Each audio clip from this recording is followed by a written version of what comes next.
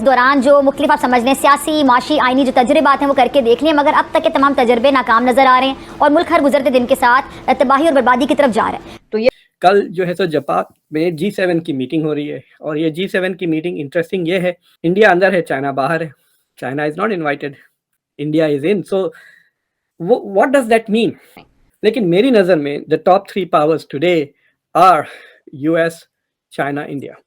For example, India is already the 5th biggest economy और 3-4 साल के अंदर आप देखेंगे मजा आ जाएगा। एक ही साल में India is going to pass Germany and Japan both, and it is better to think of it. जितना इन्फ्लुएंस अभी इंडिया एक्सरसाइज कर रहा है वर्ल्ड पॉलिटिक्स पे, जर्मनी और जापान नहीं कर रहे हैं।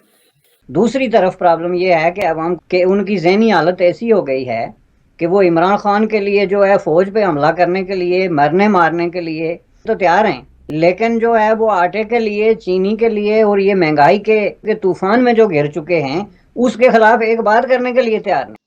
जय हिंद दोस्तों। G7 समिट इस वक्त जापान में हो रही है और हिंदुस्तान को उस G7 समिट के अंदर जापान ने इनविटेशन दिया है। सुनने में ये आ रहा है कि इंडिया जो है G7 के सभी मेंबर से बायलैटरली मीटिंग करेगा और क्रिटिकल टेक्नोलॉजी के ऊपर कई सारे अग्रीमेंट्स भी हो सकते हैं। इंडिया, जापान और अमेरिका पहले से ही क्वाड के मेंबर्स हैं और अब वो G7 के अंदर भी एक साथ जब बात करेंगे तो इससे ये पता लगता है कि ये तीनों देश कितने एक दूसरे के करीब आ रहे हैं। G7 के सभी देश ये चाहते हैं कि उनकी कई सारी मैन्युफैक्चरिंग फैसिलिटीज जो हैं वो चाइना से हटकर हिंदुस्तान में इस्टेब्लिश हो जाए और इसके लिए जो भी पॉलिसी चेंज हिंदुस्तान के लिए को करने पड़ सकते हैं वो इस G7 समिट के अंदर शायद डिस्कस भी होंगे। इस G7 समिट का इन्विटेशन हिंदुस्तान के लिए एक बहुत बड़ी अपॉर्चुनिटी है कि हिंदुस्तान अपने आप को बड़ी लीग के अंदर इस्टेब्लिश कर सकता है। यही नहीं, हिंदुस्तान को जो है क्रिटिकल टेक्नोलॉजी का एक्सेस भी मिल सकता है। G7 के सभी देश टेक्नोलॉजी के मामले में काफी दुनिया से आगे हैं और वो हिंदुस्तान को टेक्नोलॉजी के मामले में काफी मदद कर सकते हैं। G7 के सभी देश ये बात जानते हैं कि अगर इस खित्ते में चाइना का कोई देश टक्कर दे सकता है तो वो सिर्फ हिंदुस्तान है और G7 के सभी देश ये चाहते हैं कि हिंदुस्तान की इकोनॉमी और हिंदुस्तान की जो मिडिल क्लास है वो राइज करती रहे, जिससे उनका जो हिंदुस्तान का जो स्टैचर है वो दुनिया में बढ़ता रहेगा। दूसरी तरफ प्रॉब्लम ये है कि अवाम के उनकी ज़हनी हालत ऐसी हो गई है कि वो इमरान खान के लिए जो है फौज पे हमला करने के लिए, मरने मारने के लिए, जेल में जाने के लिए तो तैयार हैं, लेकिन जो है वो आटे के लिए, चीनी के लिए और ये महंगाई के तूफान में जो घिर चुके हैं उसके खिलाफ एक बात करने के लिए तैयार नहीं। तो ये किस किस्म की ज़हनी कैफियत है? इसको अगर आप गौर करें तो क्या उनको कहीं नज़र आ रहा है कि कहीं वाकया ही जो है वो अल्लाह ताला ऊपर से हमें आटे की बोरी या चीनी की कोई बोरी फेंकेगा? कहीं ऐसा तो नहीं है कि ये जो मजहबी प्रीचर हैं उन्होंने उनको इतना ज़्यादा ब्रेन वॉश कर दिया है कि वो इस तरह की चीज़ों पे एक इम्पॉर्टेंट टॉपिक है कि इंडिया का जो इंटरनेशनल ऑर्डर है, हाउ डू यू सी ये दुनिया में जिस तरह चीज़ें शिफ्ट हो रही हैं। चाइनीज़ ने समझ लिया कि अमेरिका हमें रोक रहा है और अमेरिका ने समझ लिया कि चाइना तरक्की कर रहा है तो हमें इसको कैसे मैनेज करना है। इंडिया यहाँ पे कहाँ खड़ा हुआ है? What is the role of India in international order? It's a very interesting puzzle कि where is India in the global pecking order. अगर आप पूछें वर्ल्ड रैंकिंग में इंडिया कहाँ है, सो पहला तो इंटरेस्टिंग बात मैं आपको बताता हूँ। अगर आप ग्लोबल इकोनॉमी को ले लें तो it is about 104-105 trillion dollar है ग्लोबल इकोनॉमी, जिसका 40% सिर्फ यूएस और चाइना है। 23 के करीब यूएस है ट्रिलियन डॉलर्स, 17 के करीब या 17 से ज़्यादा 18 के करीब चाइना है, ये दोनों मिलकर 40 है। India is still below 4 trillion dollars. Even though it is the 5th biggest economy, it's not a major economic power जिस तरह यूएस और चाइना है, लेकिन India is rising rising rising, इसमें कोई शक की बात नहीं है। पहले इंडिया के बारे में पहले अंडर डेवलप था, जब पैदा हुआ तो फिर डेवलपिंग कंट्री बना। अब इंडिया के बारे में जब बात करते हैं people right rising power, global power. कल जो है सो जापान में G7 की मीटिंग हो रही है और ये G7 की मीटिंग इंटरेस्टिंग ये है, इंडिया अंदर है, चाइना बाहर है। China is not invited, Russia is also not invited, लेकिन इस बार चाइना इज आउट और India is in. So what does that mean? लेकिन the figure that shocks you instantly is when you look at per capita.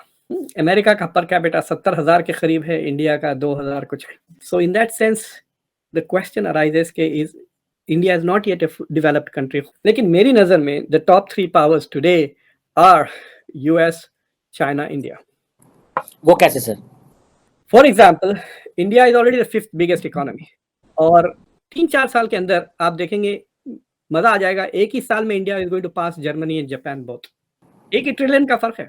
और India has a young population, average age population की 28 साल है। Japan की तो बुढ़े हो गए, बहुत ज़माने से उनकी इकोनॉमी काइंड ऑफ स्टैग्नेशन ज़्यादा है, ऐसा कोई स्पेशल ग्रोथ नज़र नहीं आता। Germany is doing fine but both are in $4 trillion. I think India will catch up very quickly with them and it is better to think of it. जितना influence अभी India exercise कर रहा है world politics पे, Germany और Japan नहीं कर रहे हैं। बर्तानिया और फ्रांस का भी उतना इन्फ्लुएंस नहीं है। बर्तानिया का बगैर अमेरिका के कोई इन्फ्लुएंस ही नहीं रहेगा, वो अपनी ईयू के भी बाहर हो गया है। देखिए, पैसे ज़्यादा खर्च करना तो एक चीज़ है, दूसरी चीज़ ये है कि do you also have the capacity to build your own weapon. The real powers are the one who have resources, and resources is not just money. Saudi Arabia के पास भी पैसा है, सऊदी अरेबिया का budget is very close to India. Saudi Arabia is not a fighting force. वो 100 billion भी अगर Saudi अरब खर्च करते रहा, it's not going to become a major power. जैसा कि वो चाइना से नहीं लड़ सकता, इंडिया से नहीं लड़ सकता। बट इंडिया तेजाज भी बनाती है, 4th जनरेशन एयरक्राफ्ट भी बनाती है, एयरक्राफ्ट कैरियर भी बना चुकी है, सबमरीन्स बनाती है। गॉड फॉरबिड अगर कोई मेजर वॉर में इंडिया इन्वॉल्व हो गया, India can retool its industry to build its own weapons and fight.